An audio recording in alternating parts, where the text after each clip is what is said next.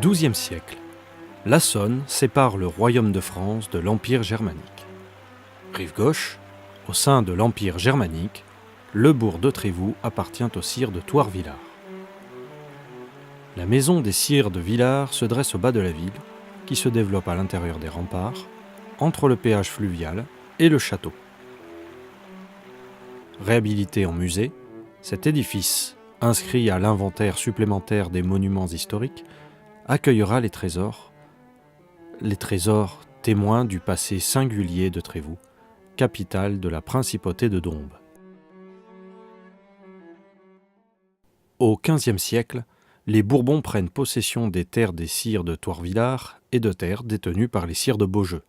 Ces territoires constitueront au XVIe siècle la principauté de Dombes, indépendante du royaume de France. Sous le règne d'Anne-Marie-Louise d'Orléans, duchesse de Montpensier, dite la Grande Mademoiselle, la principauté de Dombes affirme son indépendance et Trévoux son rôle de capitale. Le territoire connaît son apogée au XVIIIe siècle sous Louis-Auguste de Bourbon, duc du Maine, fils naturel de Louis XIV et de Madame de Montespan.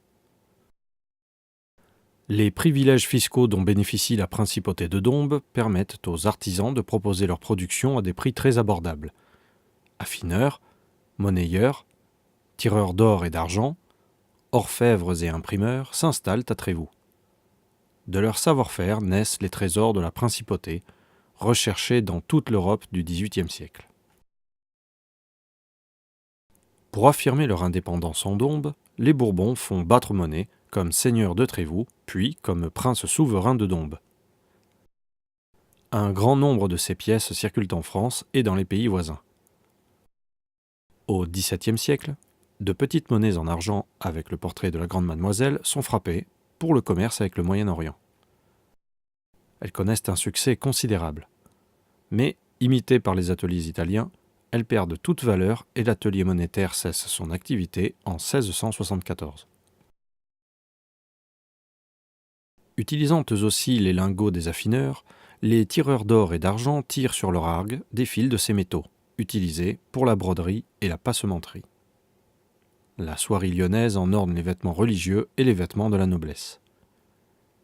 Les tireurs d'or et d'argent connaissent l'apogée de leur activité au XVIIIe siècle, allant jusqu'à concurrencer leurs voisins lyonnais. La présence d'argent non taxé en Dombes attire aussi des orfèvres, d'autant que dans le royaume, Louis XIV, pour financer ses guerres, fait fondre la vaisselle en argent des nobles. Ceux-ci s'approvisionnent à Trévoux. Cette prospérité attise le mécontentement des orfèvres lyonnais et favorise la contrebande. Les productions métalliques assurent le rayonnement économique de Trévoux. Mais Trévoux est aussi connu comme capitale intellectuelle.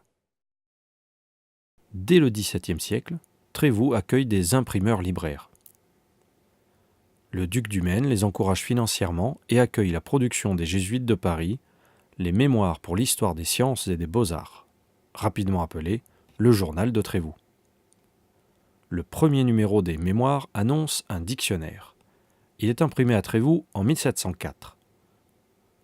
Le dictionnaire universel françois et latin, rapidement dit Dictionnaire de Trévoux, est le seul à porter le nom d'une ville. Il est ensuite imprimé à Nancy et Paris. Témoignage remarquable de la vie au XVIIIe siècle, de l'histoire des idées et des sciences, les Mémoires de Trévoux et le Dictionnaire de Trévoux sont célèbres dans toute l'Europe des Lumières.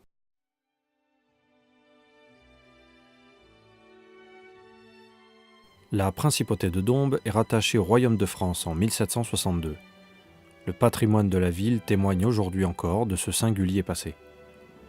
Tandis que se vérifie la parole de la Grande Mademoiselle. Il est vrai que le pays de Dombes, du côté où j'arrivais, est le plus beau du monde.